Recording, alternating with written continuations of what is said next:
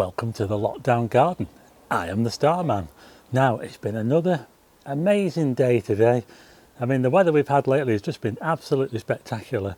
I'm really getting used to this actually, this lockdown. So still stuck in the garden, as I have been for the last month now, but I'm keeping busy by doing these videos, and I think it's quite amazing what you can get from your garden. If you're lucky enough to have a garden or a backyard or even a balcony, whatever you've got.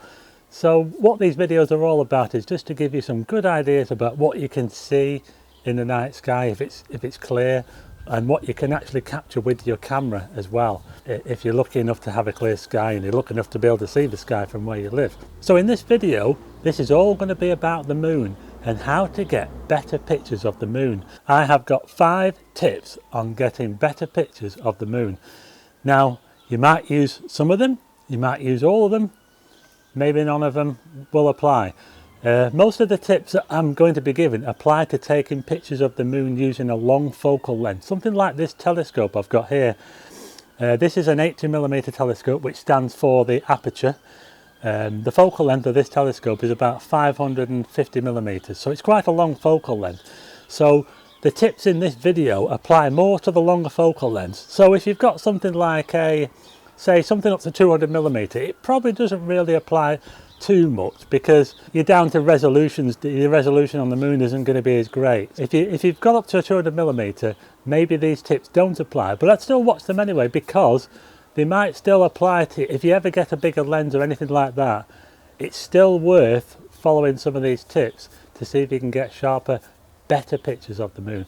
Now we all seen that really nice moon in the sky, and nice and full and bright, and we all want to try and photograph it. But I get quite a lot of people coming up to me and saying, oh, I'm trying to take a picture of the moon and it comes out all blurry or it's all overexposed. So it's a bit up and down really. Some people have quite good success photographing the moon and some people struggle a little bit. Well, actually, these tips that I'm going to give actually apply to quite a lot of people. Now, you don't need to have a big telescope like this. You might have one of those bridge cameras that has a really long zoom, something like a P900 or a P1000. Well, a couple of these tips at least will certainly help to get better pictures using something like that as well. You don't need to have a big telescope like this. In fact, you might even have a bigger telescope than this. Well, if you have an even bigger telescope than this, there's certainly one tip that's very, very useful, but we'll come to that. And you might be surprised at some of them as well, particularly the last one, probably the most surprising of all. So we'll wait and see on that one. So 5 tips on getting better, crisper shots of the moon. So let's start with number 1.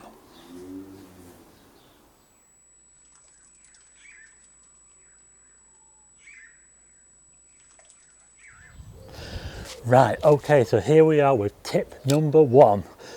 Make sure you put your telescope or lens, camera, whatever it is, outside and let it cool down to the ambient temperature.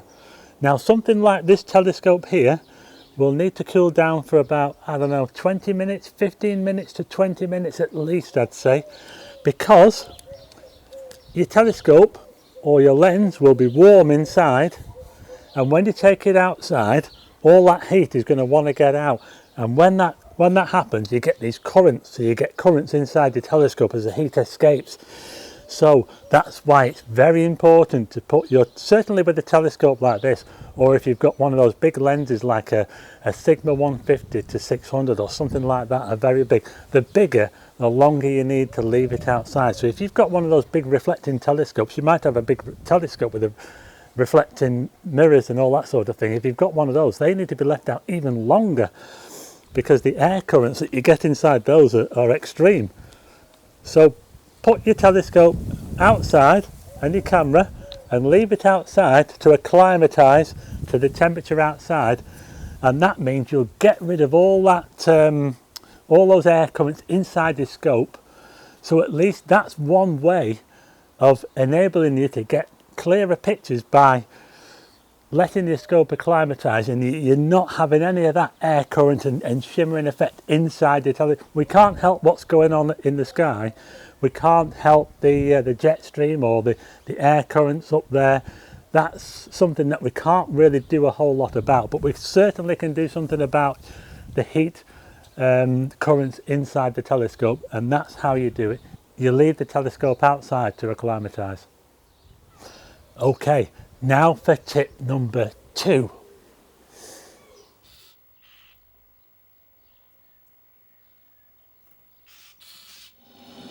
Don't shoot next to one of these things. This is a boiler extraction from a central heating system, and it's throwing out a lot of hot air.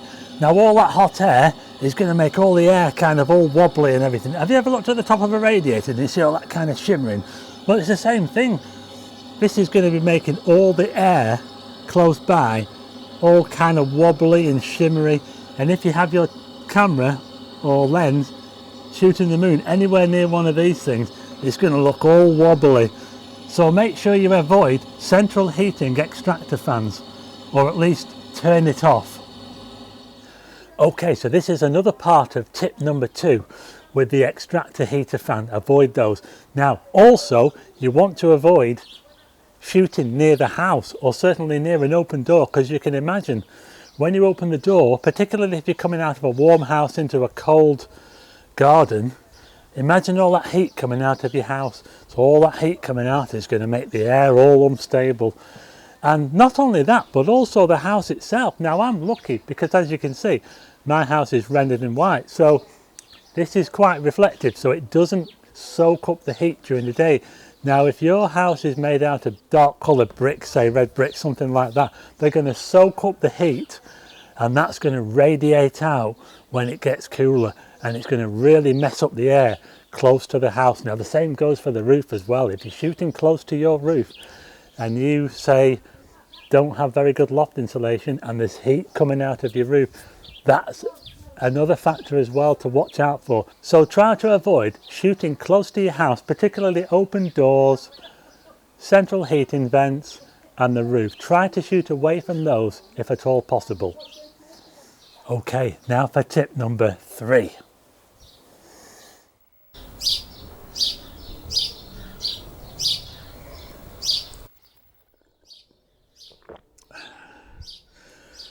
Now, it's best to use manual settings to shoot the moon.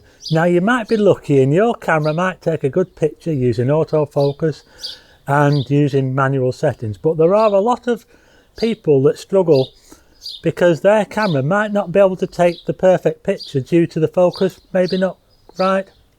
When you think about it, even if you're using a long focal length, the moon is a very, very tiny dot in the frame. So you've got this big black frame if you're photographing it at night. If you're photographing it during the day, it won't matter because you've got the blue sky and you will get a decent exposure. But mostly we will be photographing the moon when the sky is dark and you've got this little dot and you're surrounded by all this blackness in the frame. And most cameras will think that they need to expose for longer. So what will happen is you'll end up getting a horrible blob instead of a properly exposed moon. And at the same time, we also want to try to use manual focus as well, because although autofocus is pretty reliable these days, I've got a good technique to focus manually. So let's have a little look now about how I set up a shot for the moon with the settings and how I get the focus for a really good shot of the moon. Right, I hope you can see this. I've now got the moon. I've now lined up the moon on my camera. I'm using the big telescope that I showed you before, so it's quite a long focal length, 550 millimeters, and the aperture of this telescope is 6.8. If you're using a long telephoto lens, your aperture is probably going to be about f5.6 or f6.3 or something like that, something maybe a little bit faster than this, but we can see here that the moon just looks like a blob at the moment, but that's probably because I've got 1/50th of a second shutter speed. ISO 200. So what we'll do is, well, the first thing we'll probably do is we'll just try and get the exposure right so the moon looks correct. So here we are now. We can see now the moon's sort of coming more like, you can see the features there now. Can you see? Notice how it's wobbling around as well. That's very pronounced when you're using a long telephoto lens or a telescope. So what we want to do now is, now that we've brought it into some kind of, so we can see the detail on it, is we want to focus on it. So we'll zoom in And what we'll do is we'll zoom in onto the part where we can see some craters, somewhere around about here, near where the Terminator is. And then I'm going to grab this focusing dial on the telescope, and I'm going to bring it slowly, going the wrong way there, bring it into focus. So if you're using a lens, you're going to want to grab that focusing ring on the lens. And what you want to do, can you see that? Can you see the way that has now come really, really clear? Look at that. Look how it's bouncing around. This is the thing, this is what I'm talking about. This is another thing you need to be careful about, because if you touch this, see how I touched that then, and it shakes around all over the place, the longer the focal length, the more pronounced that shake is as well. So you need to be very careful when you're taking the picture that you let the telescope and the lens settle down. Now, I think we're now looking at the crater Copernicus there, so that's a good crater to focus on. So can you see that, how it's coming more into focus? Look at that. Whoa, look at that now. Wow, what do you think of that? Absolutely spot on. And you might just be able to see the shimmering caused by the atmosphere as well.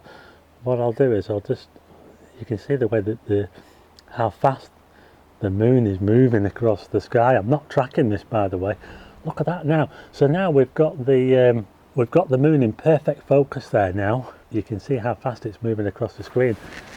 Okay, so the shutter speed we've got here is 1/200th of a second, which I think is fairly safe to use given the setup we've got here. We're on a tripod, we're fairly stable. If you're using a shutter speed that's slower than that and with a long telephoto lens, you might have to be careful about how you take the picture. Like I say, if we zoom in now and you look at that, look how that's bouncing around now. So what we need to do is we need to wait for that to settle down, so we get the timer, so we don't have to touch the camera while we're taking the picture. Right, I've just taken a picture. Now then, I think that looks pretty good. Let's zoom in on this. Whoa, look at that. Look at that. Whoa. So there you are.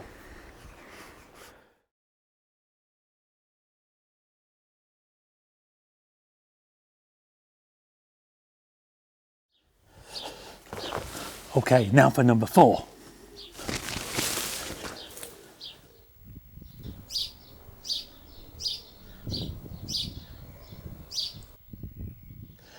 Now you want to try and shoot the moon when it's nice and high in the sky.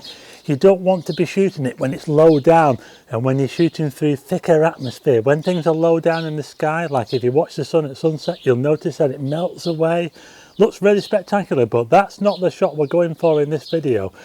If you look back on my previous videos, you can see the kind of moon shot that you can get when it's very low in the sky and you're getting it with a landscape, a really nice shot.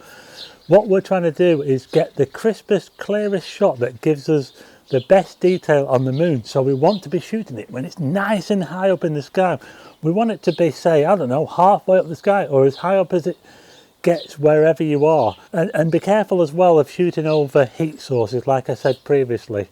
Shoot when the moon is nice and high up, and then you're shooting through much less atmosphere, and you'll have less problems with shimmering effect, all that sort of thing, with turbulence in the air. Okay, now for tip number 5, the last one.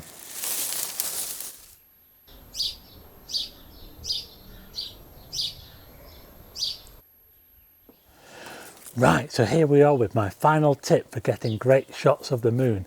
And guess what? This one is quite a surprising one, this one. Don't shoot the full moon. Now, of course you can shoot the full moon. I'm not saying that you can't shoot a full moon. But this video is all about trying to get the best detail on the moon. And the best times to do that are when the moon is in mid-phase. So when the moon is, say, from anything from a first quarter through the waxing gibbous phase, halfway between first quarter and full moon. When you get the terminator line, that's a terminator that goes right across the face of the moon, and it really picks out those craters in the middle. There's some amazing craters. There's obviously all the Copernicus crater, Tycho. All of these will be picked out by the shadow as it crosses the moon.